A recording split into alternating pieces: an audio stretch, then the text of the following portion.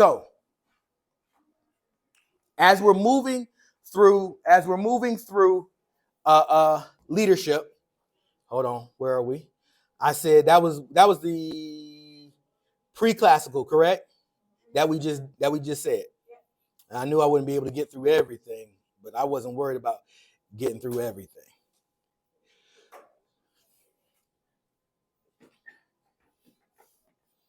Should have had this pulled up, and I did not. Ah, no wonder. Oh. So we have, here we go. Oh, don't tell me. Okay. I'm trying to see if it pulls. It's not pulling up right now. Oh, here it goes. All right. So we go from pre-classical to classical, okay? Classical begins with the Enlightenment and moves to the early to mid-19th century.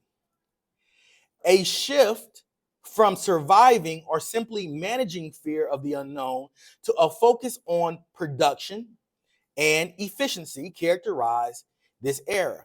Classical leadership is directed at creating stability at all costs. Change is the enemy in this era.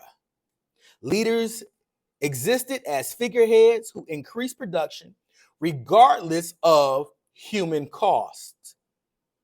Classical leaders believed heartily that workers, if left to their own devices, would do nothing.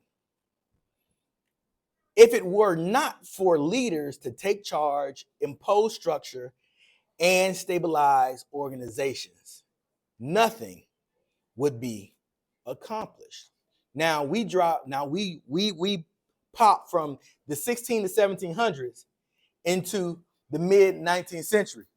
So 16 to 1700s, the end of one, into the mid 19th century. Around what time are we in?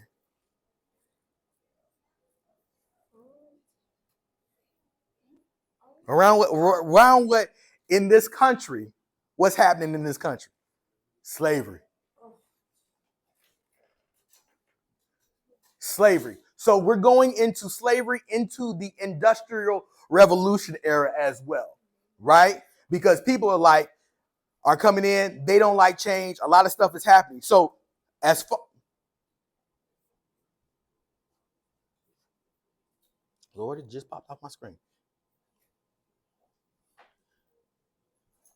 So stability at all costs. And they said, why? Because now what? This country is growing now. So we go into slavery. I just taught in my freshman seminar class, we talked about the culture of Bethune-Cookman. So we're learning about Dr. Bethune, and the young freshmen got a chance to hear Dr. Bethune's voice and how Dr. Bethune, as a 9-year-old child, would pick 200 pounds of cotton a day. Her words. So you have this growing, this has got to happen like this.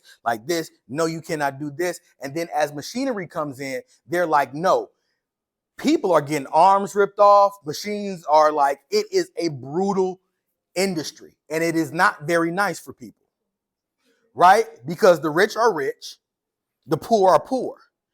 And it's funny because, like I said earlier, there's nothing that really changes at this point. Am I right? Rich are rich, poor are poor. The rich have all the control, the poor have nothing. Doesn't it sound familiar? Sounds like we haven't walked too far, have we? Because what happens is that once you start learning that these things repeat, that these things repeat all the time, you'll start to understand that there's nothing new under the sun. Go through, finish reading the rest of the pre-classical, classical, progressive, and then post-progressive. It's less than a page long. And start seeing what's happening. Start putting, and this is the thing that you all need to understand real quick. Start putting time periods with what has happened. I think that's one of the things that we have to look at, time periods.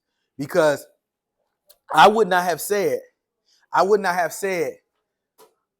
like, oh, this sounds good and this is machinery. No, we jumped from the 1600s, 1619. That should be a date everybody should know. 1619, a year, I should say. And then we jump into the 19th century. So in that, we have slavery, we have the Industrial Revolution, all these things. So understand the time period that you're in, excuse me, because that will affect how you see things and how you will see that leadership.